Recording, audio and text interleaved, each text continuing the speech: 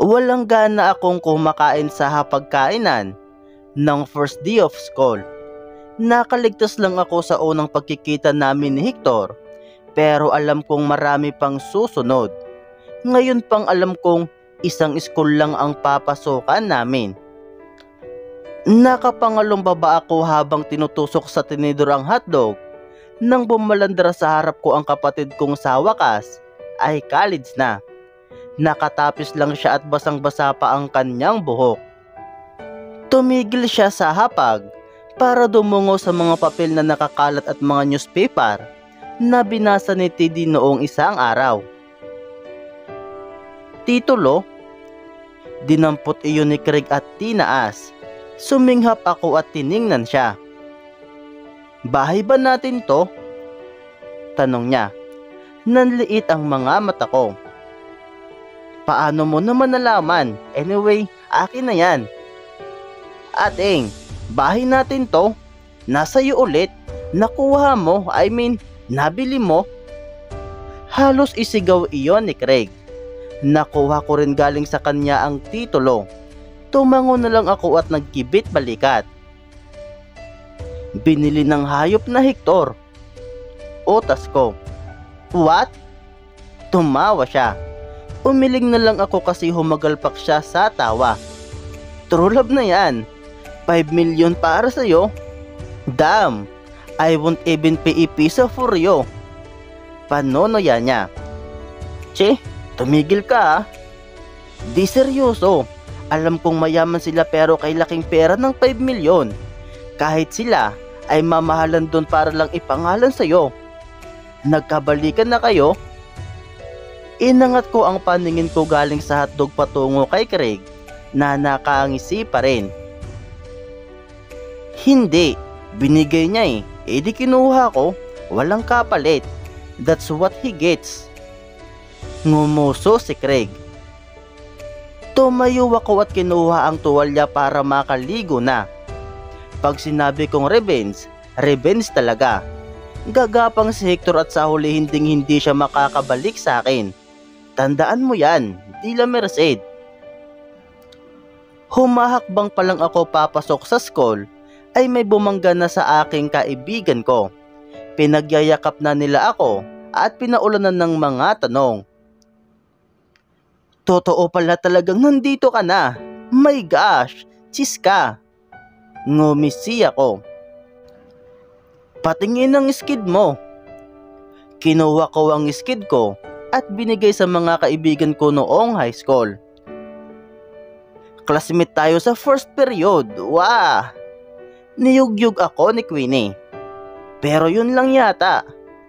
Malalaki ang isi nila habang naglalakad kami papuntang classroom. Mabuti na rin at may makasabay ako dahil hindi ko naman alam ang pasikot-sikot sa school na ito. Alam mo ba? Parang epileptic si Queenie sa panginginig. Ano? Calm down you.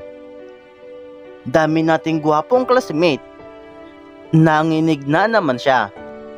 Sino-sino? Ginapangan agad ako ng kaba. Okay, calm down. Hindi si Hector ang tinutukoy niya. Maraming gwapo sa school na ito at imposibleng si Hector yon. Si Clark. Nanliit ang mata ko. Nag-peace sign siya. Ex mo nga pala yon. Si RJ, si Billy at si GB. Anya, hindi ba friends mo sila? Kasama mo sila sa pagmomodel, di ba? Tumango ako at bumuntong hininga.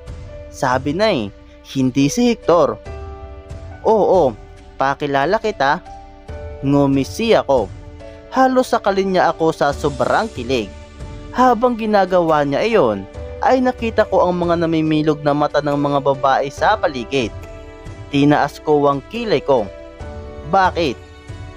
Gulat kayo kasi nagbalik ako? Hindi ko naman kasi maipagkakaila na maraming fans si Clark noon. Kaya lang nang naging kami ay medyo humupa ang fans niya dahil sa medyo maangas kong friends. Pag may narinig silang admirer lang ni Clark ay halos sasakmalin yun ni Desiree kasi nga akin daw ang lalaking yon.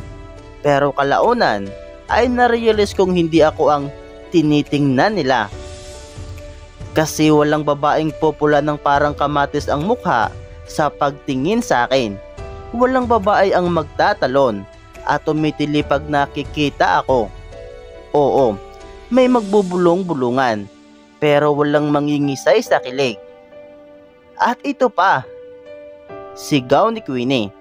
Napatingin ako sa braso ko kung saan dumapo ang ilang patak ng lawi niya galing sa pagsasalita ng sobrang excited at malakas. Kailangan ko ata ng kaputi dito. Ngumisi na lang ako at binaliwala yung laway niya. May Diyos tayong classmate. Sigaw niya habang tumatango. Oo, Diyos. Napangiwi ako at agad ginapangan ng kaba. Si Hector na yan. Sinasabi ko na nga ba? Hector! May narinig akong tumawag galing sa mga babaeng naninisay sa paligid. Pwedeng... Bigla siyang sumulpot sa harapan ko. Nalaglagan ng panga si Queenie habang tinuturo si Hector. Hector! Malambing niyang sinabi. Siya yung Diyos.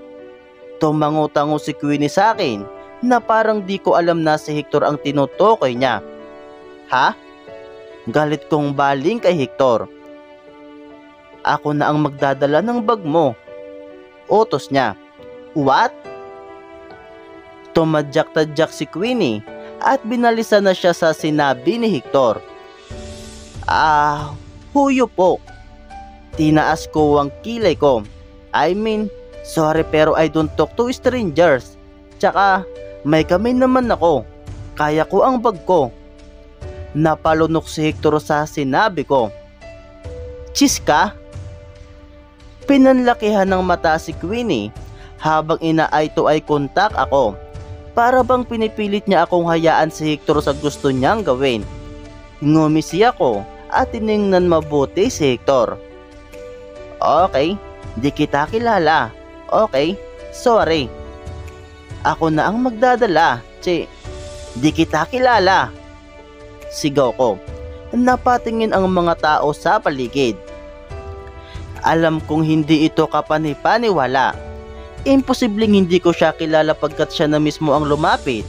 Pero murang kumbinsado pa naman si Queenie na hindi ko siya kilala.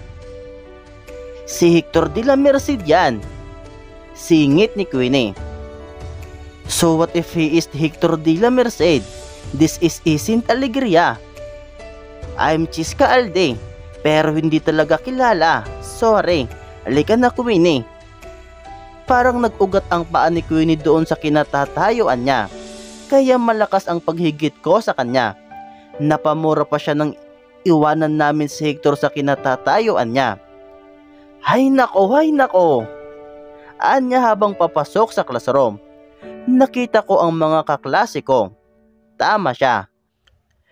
Kung paano niya nalaman na classmate namin sina Clark, RJ, JB at Billy ay hindi ko na alam. Can you believe it? Oh my God! Anya sa bawat kaklaseng nakisalamuhan niya. Tinapik ni Desiree ang upuang malapit sa window para ipaupo ako doon. Tumango ako at lumapit kahit na umalingaw-ngaw ang boses ni Queenie sa buong classroom. Tinanggihan ni Francisca Alde si Hector de la Merced. Tinuro-turo pa niya ako. Umiling ako at nilingon ni Desiree. Nag-offer siyang kunin ang bag ni Chiska pero hindi niya pinadala. Imagine? Mas lalong umiwi si Desiree. Ngayon, maging si Tara ay nakatingin na sa akin. Anong meron, Chase? Magkakilala ba kayo? Tsaka nung nasa McDo tayo, diba? Hindi. Diretso kong sinabi. Ewan ko sa lalaking yon. Exaggerate lang yung mga sinasabi ni Queenie. Huwag niyong pakinggan. Nilubayan din naman nila ako at humupa naman agad ang usapan dahil pumasok na si Hector kasama si Oliver at iba pang gwapo ding mga kaibigan.